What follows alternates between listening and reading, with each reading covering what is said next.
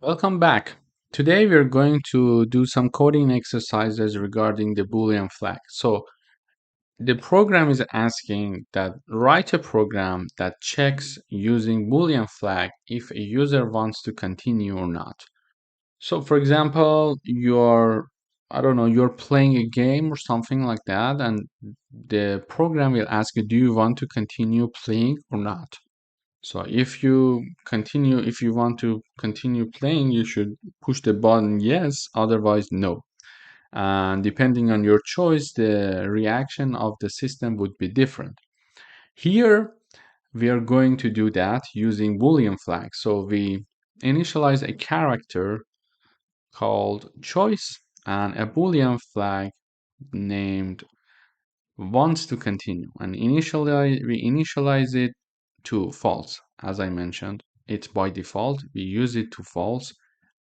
If it's true, we then set the true to it. So we show the message to the user, do you want to continue? Yes or no? So the choice is stored using cin function, and it's a character, so it only can get y or n. Then we write an if condition saying that if the choice equals y, then set true for the wants to continue boolean that was by default set to false. So when the user says yes and says y, the true is assigned to wants to continue. And we don't print anything up to here, okay? We don't print any results, let's say, because previously we were printing the message to the user through the terminal. Then we check if wants to continue, you chose to continue, else you chose not to continue. And as we discussed in the previous video, we don't need to write down equal true, for example, for wants to continue. By default, when we write down the Boolean in the if condition, it is considered by default by the compiler that you're saying like if this is true. So even if you don't write equals true, it understands like you were writing if this is true, if this equals true, for example, something like this. So let's try it out and see how it works. So I would say why it says you chose to continue. Let's analyze the code once more. So I said why, it then set true to wants to continue, and it says, okay, if wants to continue equals true, then you print you chose to continue. Otherwise, you chose not to continue. Let's try again. I would say N, it says you chose not to continue. You chose not to continue.